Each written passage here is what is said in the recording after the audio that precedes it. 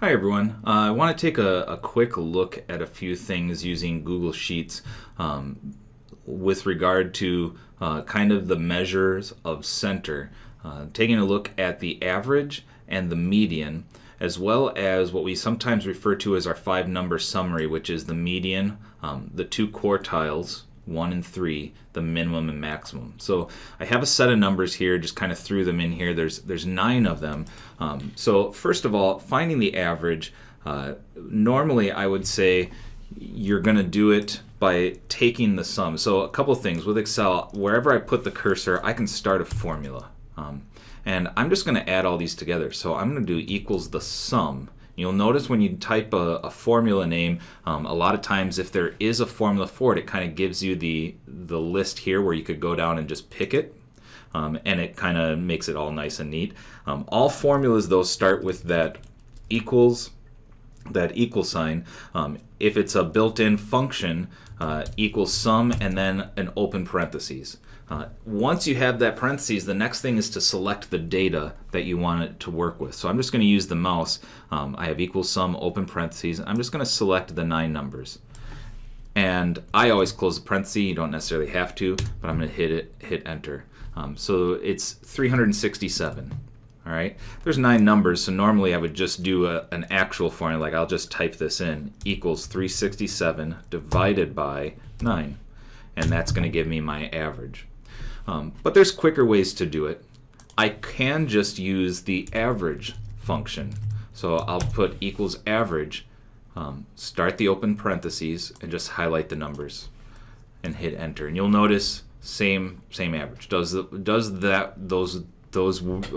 work of finding the sum and dividing by how many numbers you picked all by itself. Same thing for the median. Typically the median, the middle number, I would look and say, well, here's the middle number, 5. There's 4 above it and 4 below it. All right, so the median would be 23. I can just do equals median, select the numbers that I want, and it immediately figures out what order they need to be in and where it happens to be. All right, minimum and maximum is easy. I can see them. They're in order, 1 and 111. I can, again, use a formula. If it's just a big set of numbers that aren't in order, I can just do equals min. Here's all the numbers, and it will find the minimum one. Same thing for max, equals max of all the numbers. And it says 111. So the quartiles, if you remember, the quartiles are the middle of each half. So the problem is when I look at the top half of numbers, I have 4 numbers. So I know it's right between 5 and 7. Typically I would take the 5 and 7 and average them to be 6. But again, I can find the quartile. This one has an extra parameter in it. So I'm going to say equals quartile, open my parentheses. And you'll notice down here it tells you what this is supposed to look like. The quartile of, well, what's the data you want? I'm going to select the data. All right. It also wanted a comma and then which quartile am I looking for? Well, I'm looking for quartile number 1, so I'm going to put a 1 there. Close the parentheses, and it finds the quartile in this case ends up being 7. For quartile 3,